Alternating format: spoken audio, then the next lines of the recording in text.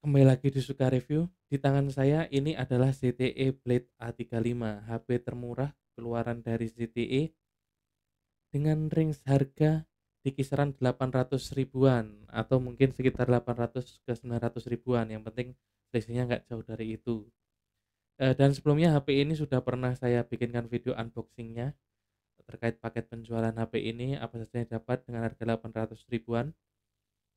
Dan bila mungkin belum menonton, silahkan subscribe dulu channel ini supaya tidak ketinggalan, video-video yang lainnya, yang menarik lainnya tentang HP. Video ini adalah tentang ZTE Blade A35.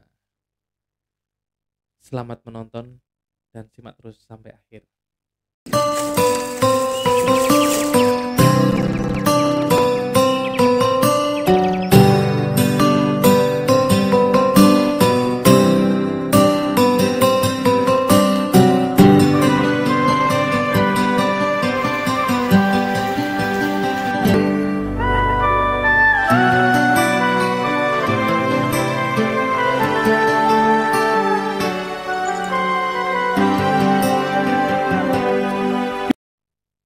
Ya, ZTE Blade A35.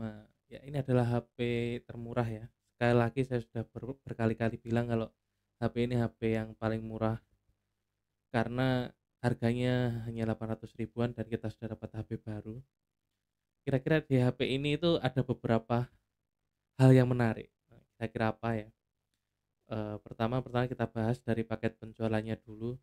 Kita sudah dapat softcase ya di paket penjualannya. Kita sudah dapat softcase. Ya charger sudah pasti, charger dan kepala charger sudah pasti walaupun belum yang fast charging ya, tapi ya lumayan lah. Walaupun kalau dibilang lemot ya lemot lah, memang lama chargingnya. Apalagi di sini kapasitas baterainya itu eh, kapasitas baterainya 5000 mAh dan wattnya dan chargernya hanya hanya 5 watt. Memang nggak seimbang ya, jadi bisa berlama-lama sekali untuk chargernya ya. Tapi kalau dari segi bodi memang HP ini mantap ya. Sejauh saya menggunakannya sekitar sebulan ya. Bersama HP ini feel-nya dalam genggaman itu terasa sangat nyaman ya. Bahkan sebenarnya pun nggak pakai case pun nggak akan merasa sayang, Mas, karena ya karena harganya sih. Kalau misalnya rusak ya ya jangan sampai sih. Rusak ya rusak aja. Mungkin secara value ya, secara nilai rupiah harga HP ini memang ada di bawah sejutaan. Tetapi secara nilai fungsional HP ini tentu saja bisa lebih menurut saya, bahkan lebih dari sejuta ya. Karena nilai fungsionalnya, karena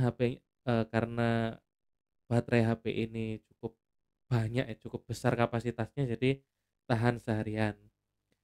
Dan versi Android-nya disupport versi terbaru. Kalau dari dalam box kita mendapat Android OS versi Android U atau Android 14 ya. Yang mana ini termasuk versi Android yang baru dan gimana ya? Karena versi Android terbaru otomatis tentu saja masih bisa menjalankan aplikasi-aplikasi terbaru.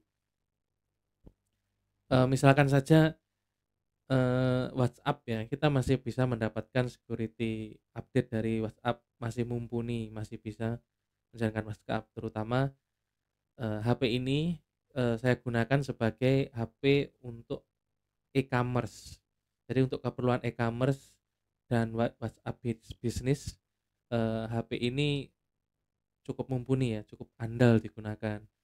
Karena meskipun meskipun secara clock speed, kegegasan HP ini itu bukan cukup lambat ya, gimana ya, kalau dibilang lambat itu ya bukan yang menguji kesabaran sih, masih bisa ditolerir mengingat harganya ya. Tapi bukan yang cepet-cepet banget karena bisa dimaklumi. Walaupun sekarang sudah ada fiturnya extra RAM ya di MyOS 14 ini yang merupakan software bawaannya ada extra RAM bisa di-upgrade sampai 8 GB menggunakan memori internal. Jadi memanfaatkan memori internalnya untuk difungsikan sebagai RAM tambahan. Jadi RAM-nya bawaan 4 GB ditambah memori, RAM apa istilahnya nyebutnya ya, RAM tambahan itu 4 GB, jadi bisa sampai 8 GB, bahkan bisa ditambah sampai 8 GB, bisa 12 GB RAM virtualnya. Jadi ya memang bisa dibilang cukup membantu, apalagi untuk menghadapi, eee, layar yang bukan Full HD, layar HD plus ya, dan refresh rate-nya 90 bukan megahertz, 90 hertz ya. Ini sebenarnya, secara di atas kertas spek ya standar untuk HP-HP masa kini ya, untuk HP-HP standar masa kini. Meskipun menggunakan prosesor Unisoc ya, Unisoc octa-core dengan clock speed 1,6 GHz. Ini speknya kelihatan nggak ya di tapi untuk keperluan scroll, keperluan WA bisnis, keperluan untuk menjadi admin e-commerce itu masih bisa diandalkan, masih bisa digunakan, bukan yang lemot sampai menguji kesabaran. Dan untuk harga 800 ribuan ini kalau menurut saya ya, kalau dibilang worth it ya nggak bukan worth it, tapi bisa dimaklumi dan bahkan mungkin, bisa mendapatkan, nilai plus bisa apabila bisa dimanfaatkan misalnya untuk kegiatan-kegiatan yang produktif. Sedangkan kalau untuk kasus saya kan digunakan untuk sebagai admin e-commerce ya. Jadi nanti mungkin sepanjang video kalau ada tiba-tiba ada notifikasi WA masuk ya, karena itulah seperti kita menguji RAM-nya lah. Berarti kan dia, on time masuk, chat-nya itu nggak terdelay. Soalnya kadang-kadang untuk HP low level itu kendalanya adalah chat terdelay. Tapi yang bikin saya bangga bukan bangga ya, eee, bukan bangga apa takjub ya, karena di Motorola Moto G45 itu ada isu, eee, tombol navigasi yang tidak bisa dirubah. Nah, ini uniknya justru di ZTE Blade A35 ini tombol navigasinya, susunannya bisa dirubah-rubah. Jadi antara tombol back dan tombol, recent up itu bisa ditukar. Ini ya fitur yang fungsional sih, walaupun bukan fitur-fitur flagship ya, bukan smart connect, bukan apa. Ya memang ini fiturnya bisa dibilang minimalis, karena kalaupun dikasih fitur yang berlebihan itu juga buat apa, karena HP ini sudah pasti tidak akan mampu ya. Ya buat apa kita menambahkan fitur-fitur ekstra, tapi kalau HP-nya nggak mampu, itu hanya akan menjadi beban dan akan menunjukkan kalau HP ini memang sangat tidak mumpuni. Jadi buat apa? Jadi sebenarnya fitur-fitur minimalis dan fungsional ini seolah-olah memberikan kesan kalau HP ini bagus, bukan bukan HP 800 ribuan. Nah, selain itu, dari segi audio ya, ini HP ini ya wajar sih, 800 ribuan tidak mungkin akan mendapatkan stereo speaker ya, 800 ribuan sudah pasti mono. Tapi meskipun mono ya, speakernya ya cukup jelas, cukup lantang lah. Kalau mau denger yang bulat, yang jelas ya harus pakai speaker tambahan, bisa pakai headset karena ada audio jack masih disediakan. Atau mungkin menggunakan, speaker ekstra, speaker, menggunakan Bluetooth itu supaya lebih lebih jelas. Dan kemudian tidak lupa kalau di layar depannya ini ya, kalau menurut saya ini walaupun resolusinya HD plus, ini HP ini layarnya cukup tajam. Dan selain itu gimana ya, kerapatan PPI itu apa, pixel per inch-nya itu nggak nggak kelihatan buram gitu, dibandingkan dengan, Galaxy A06 ya, yang mungkin yang sama-sama di entry level ya. Tapi memang kelihatan layarnya, ZTE Blade A35 itu kalau menurut saya lebih tajam, lebih rapet lah pikselnya. Ya mungkin mungkin faktor dari panelnya ya. Ya mungkin itu karena faktor panel layarnya ya yang mempengaruhi kerapatannya ya, saya kurang tahu sih. karena di HP ini itu tidak dijelaskan panelnya dari apa, apakah itu IPS, apakah itu OGS, apakah itu LCD, OLED, AMOLED, jenis panelnya tidak dijelaskan. Sedangkan kalau di Samsung kan PLS LCD. Nah, itu dari segi speaker ya. Mungkin eh, efek suaranya bisa nanti kita tampilkan.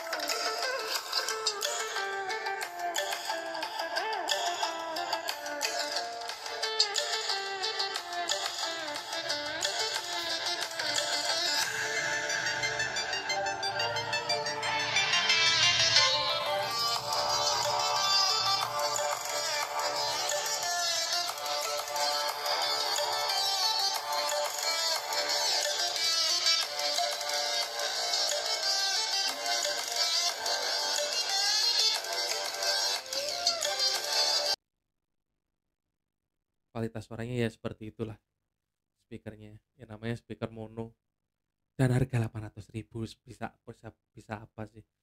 Mau protes ya malu. Lalu dari segi kamera, oke, yang kalau dari segi kamera ya biasa aja sih. Kamera belakangnya itu tertulis kalau secara spek itu 13 megapiksel autofocus dan plus AI kamera, ya sudah jelas itu AI kamera, mungkin maksudnya ya kamera bonus lah. Ada modulnya mungkin untuk membantu efek-efek atau apa kayak ya, biar kelihatan dua lah, dua. Walaupun di belakangnya, di bodi belakangnya itu ada empat lingkaran, tapi yang dilingkari merah itu modul kameranya. Jadi ya begitulah, paling enggak mungkin biar simetris lah, atau biar kompor gas, karena sepertinya ya di tahun 2023 atau yang seangkatan ini 2024 itu memang trennya ya kamera kompor gas 4 lingkaran simetris, bahkan yang flagship juga gitu ya, wajar. Dan kalau kualitas jepretannya seperti apa ya nanti silakan lihat fitur-fiturnya, silakan diperhatikan hasil jepretannya seperti apa, videonya monggo dinilai sendiri.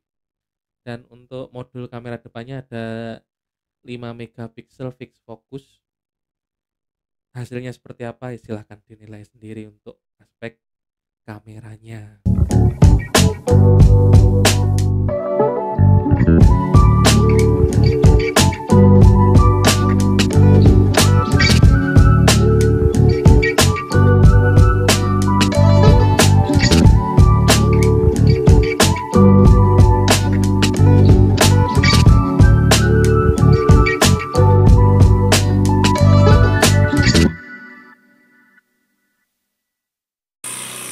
Perekaman video Full HD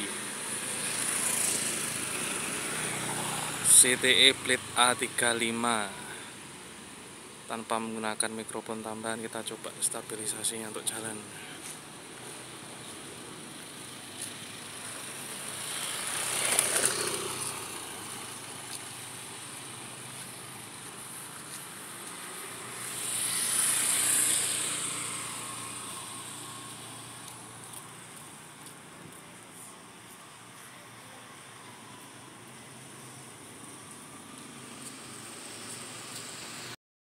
Coba perekaman video menggunakan kamera depan ZTE Plate A35. Kita tes.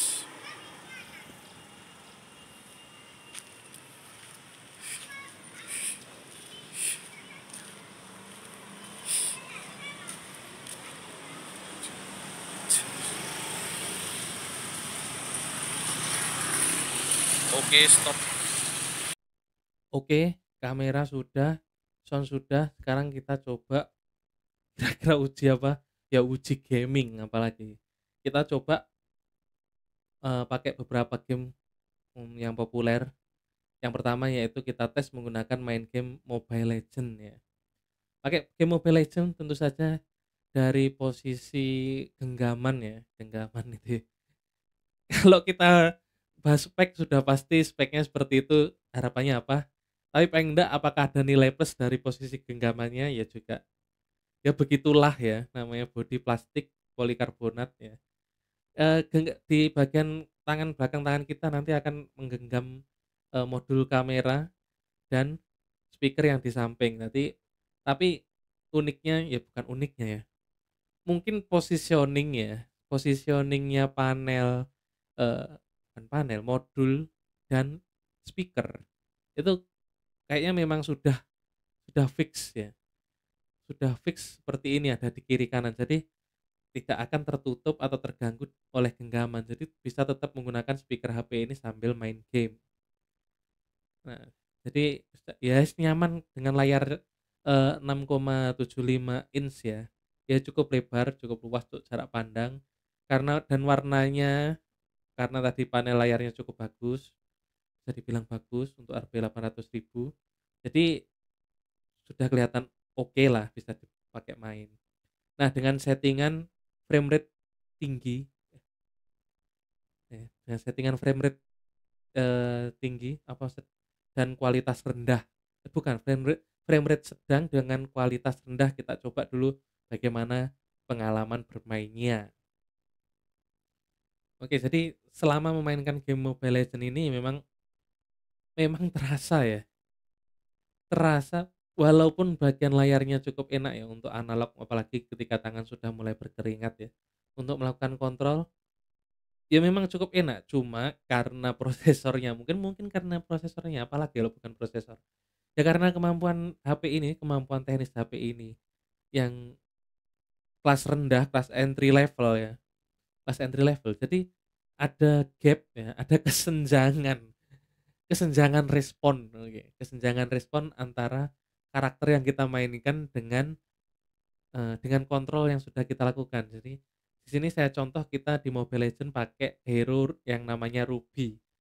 Ketika pakai Ruby, karena skillnya itu punya pasif yang bisa meloncat-loncat, ketika kita mengarahkan loncatannya, kita sudah mengarahkan loncatannya tapi hero-nya tak kunjung melompat. Akibatnya memang ada beberapa serangan yang harus terpaksa Ruby terima, bahkan sampai menghadapi ajalnya.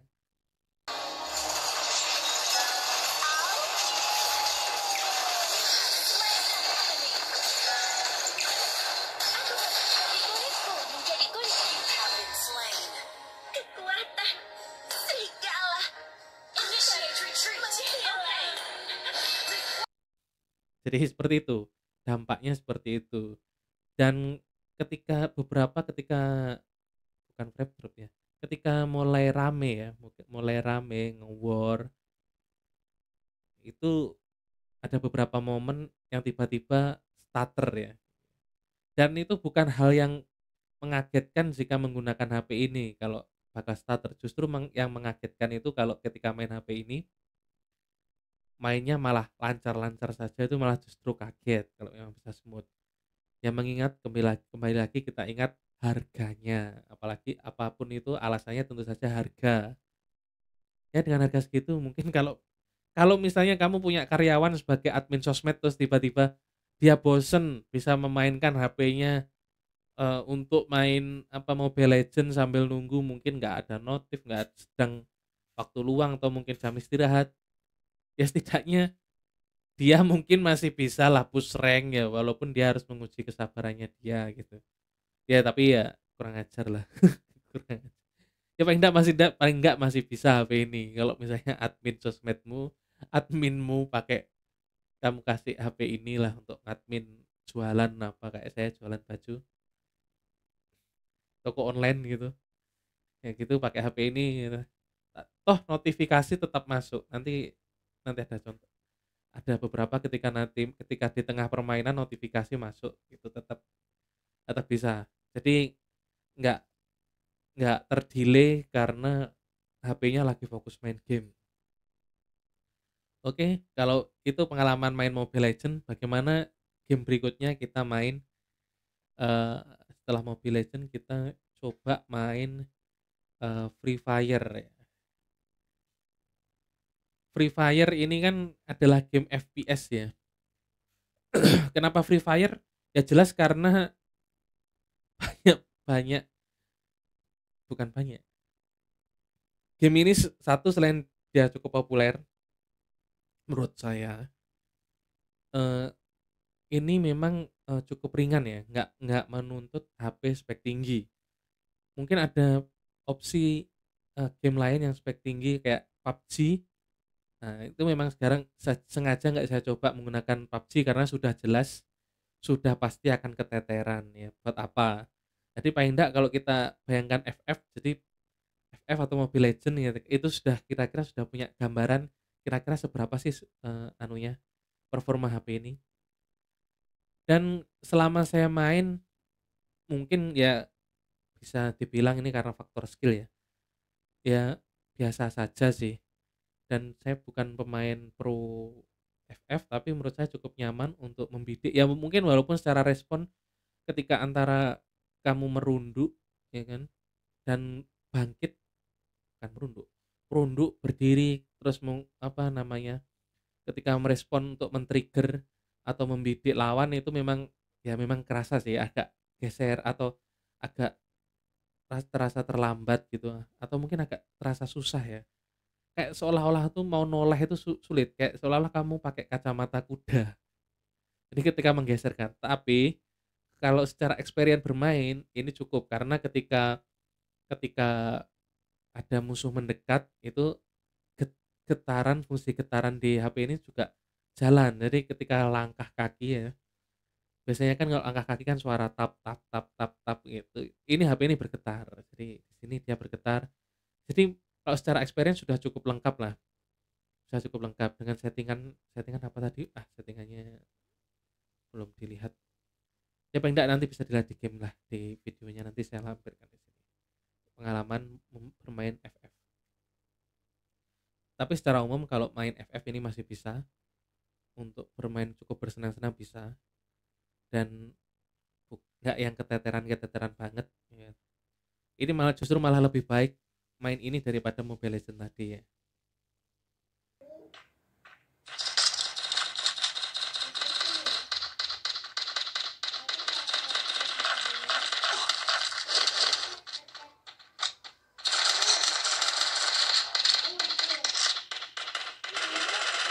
Killing spree.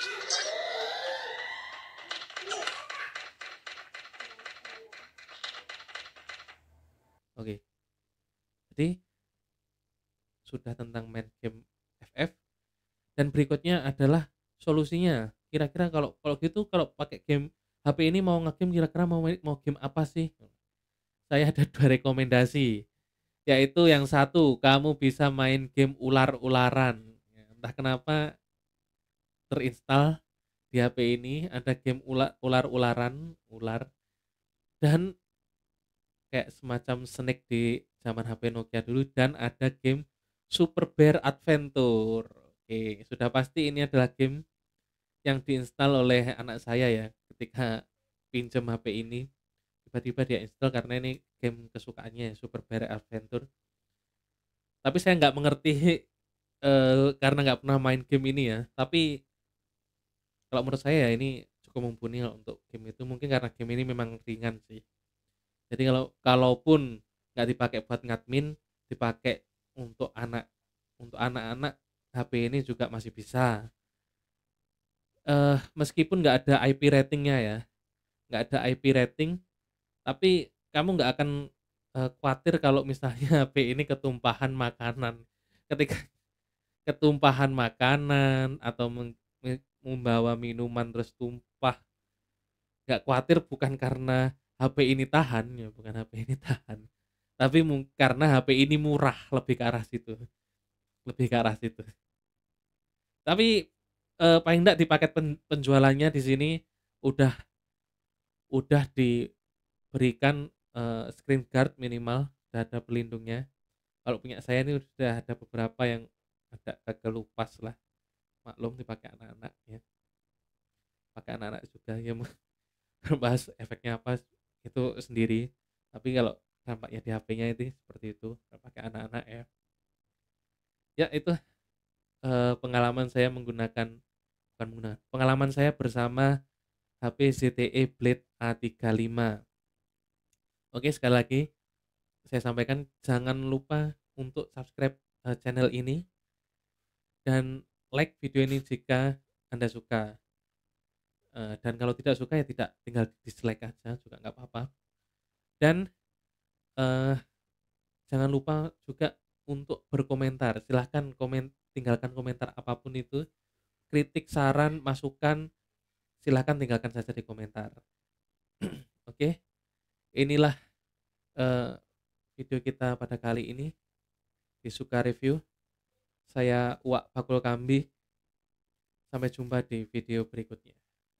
Dadah.